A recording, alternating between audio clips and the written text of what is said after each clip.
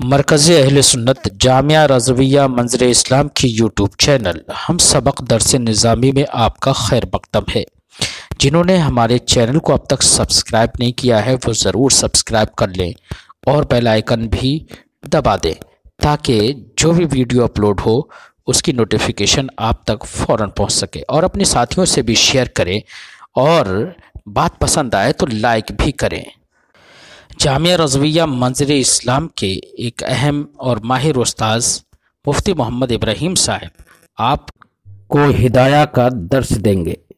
ہدایہ باب النکاح سے آپ ان کی بات کو دھیان سے سنیں اور اس کو یاد کریں۔ بسم اللہ الرحمن الرحیم۔ قال ولا بامرۃ ابیہ واجدادہ لقوله تعالی ولا تنکحوا ما نکح آباؤکم۔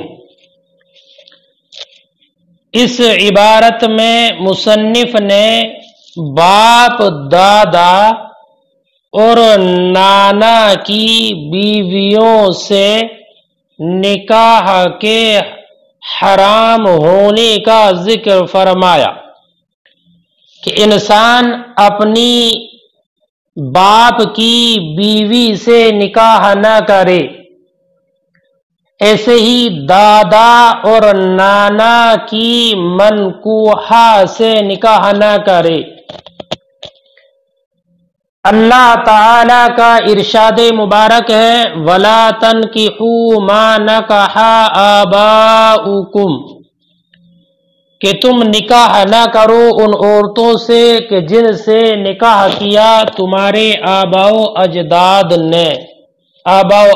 نے، ان سے نکاح نہ کرو۔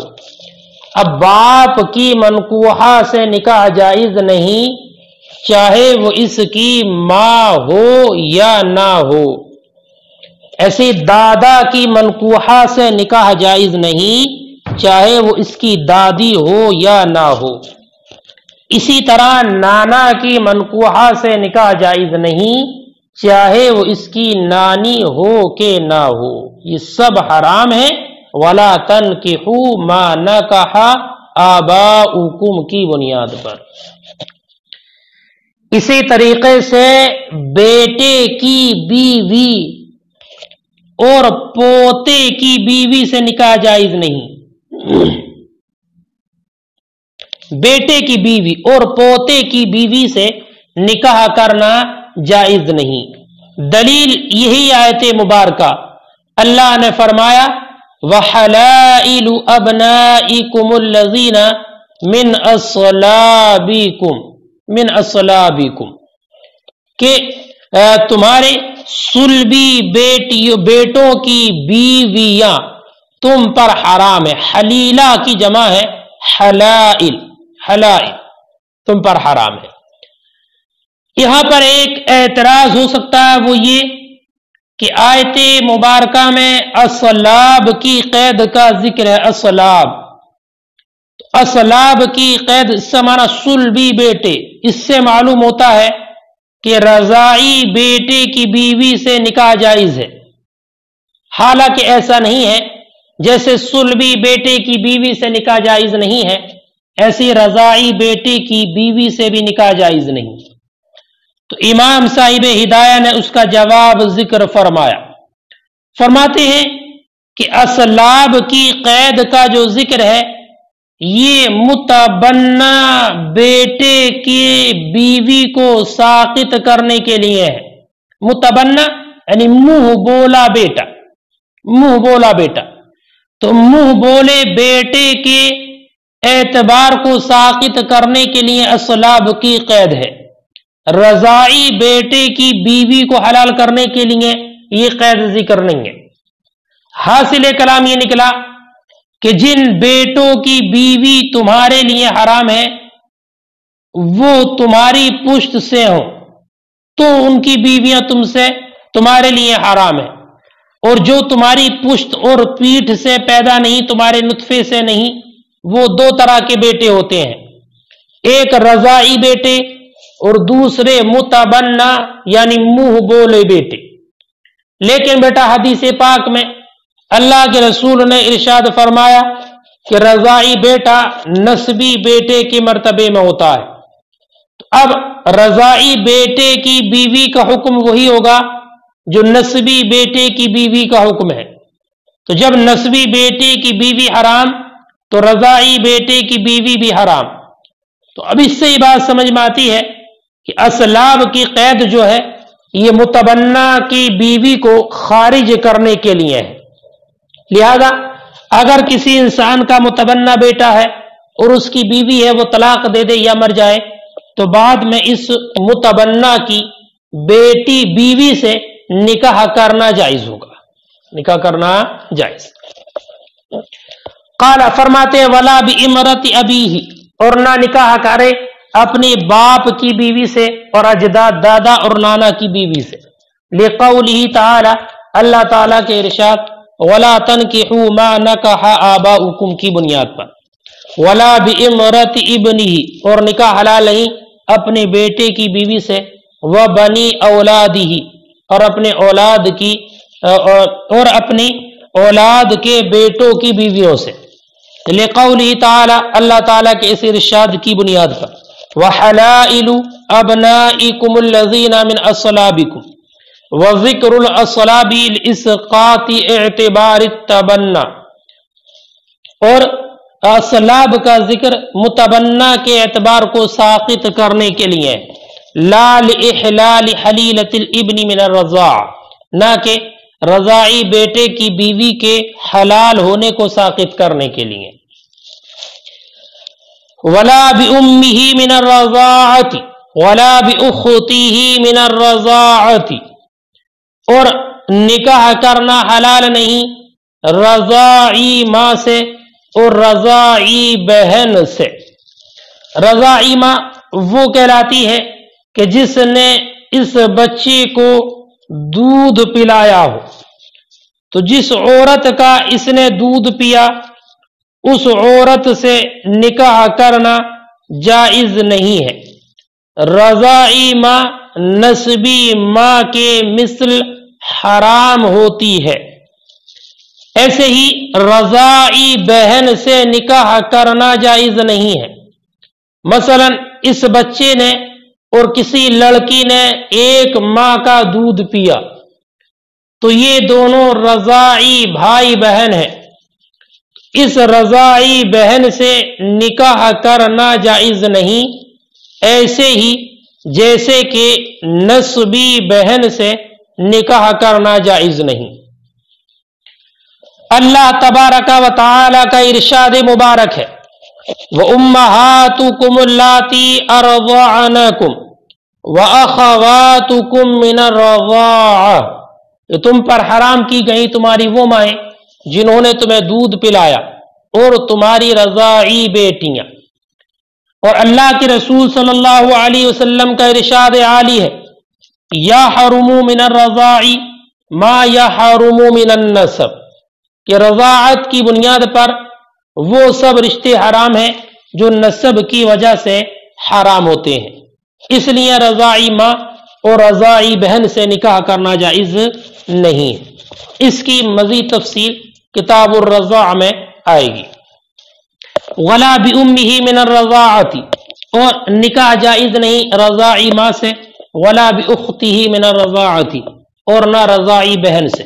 لقولہ تعالی، اللہ تعالیٰ کے ارشاد وَأُمَّهَاتُكُمُ اللَّاتِي أَرْضَعْنَكُمْ کی بنیاد پر وَأَخَوَاتُكُمْ مِنَ الرَّضَاعَةِ اس کی وجہ سے. وَلِقَوْلِ علیہ السلام، اور نبی اکرم کے ارشاد یحرم من الرضاع ما یحرم من النسب کی وجہ سے.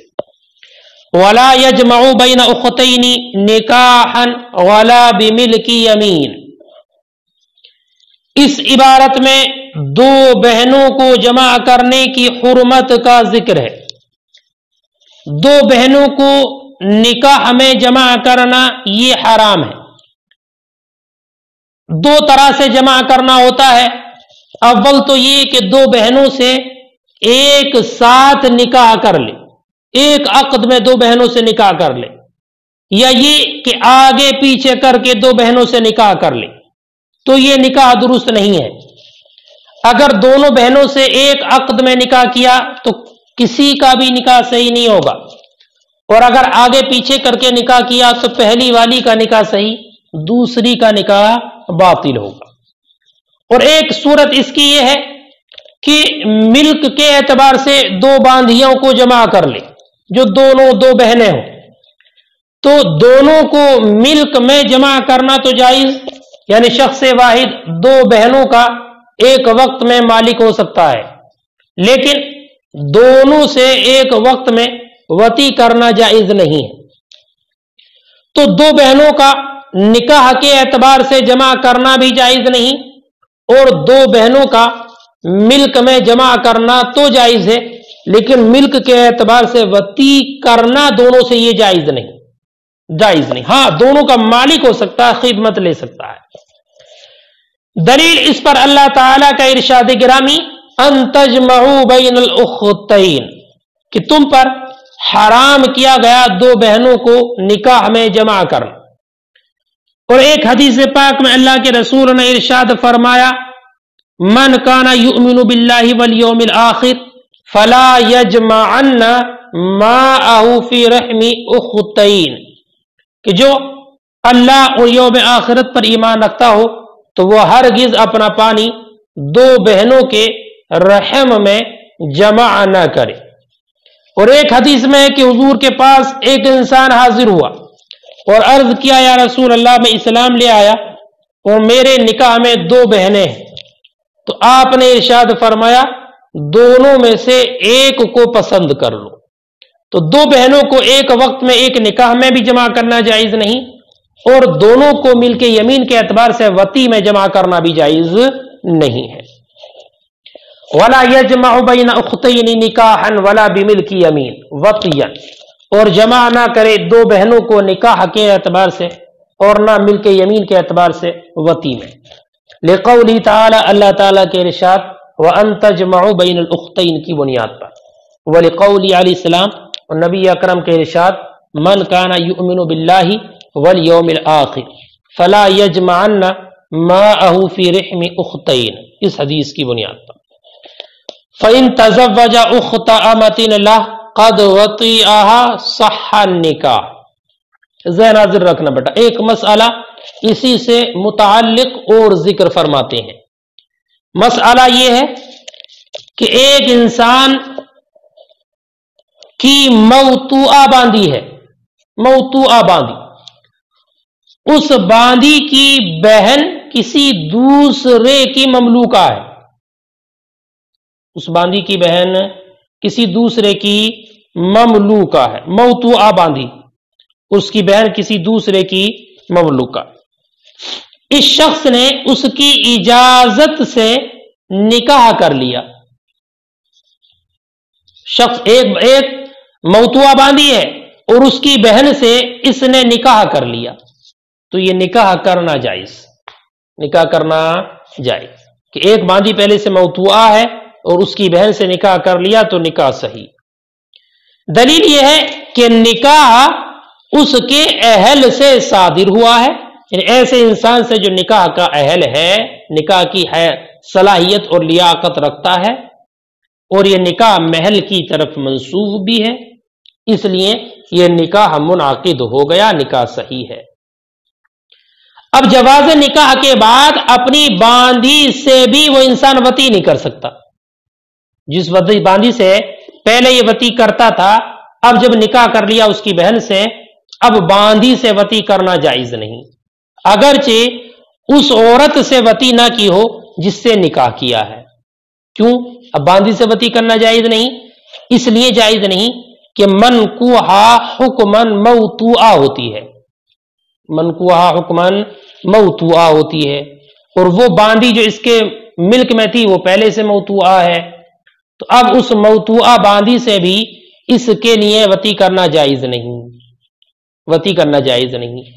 اور جس سے اب نکاح کیا ہے منکوحہ، اس سے بھی وطی کرنا جائز نہیں، اس لیے کہ اگر اس سے وطی کرے گا تو جمع بین الاختین لازم آئے گا ملک کے اعتبار سے وطی میں، اب دونوں بہنوں سے وطی کرنا اس کے لیے جائز نہیں ہے، نہ منکوحہ سے یہ وطی کر سکتا ہے और ना पहले वाली जो मौतुआ ममलूका थी उससे वती करना जायज है। दोनों इसके लिए वती के एतबार से हराम। अलबत्ता हाँ, अगर ये मौतुआ को अपने ऊपर हराम कर ले किसी सबब के जरिए मौतुआ को ये हराम कर ले, मसलन या तो ये उसको बेच दे या हिबा कर दे किसी को और सुपुर्द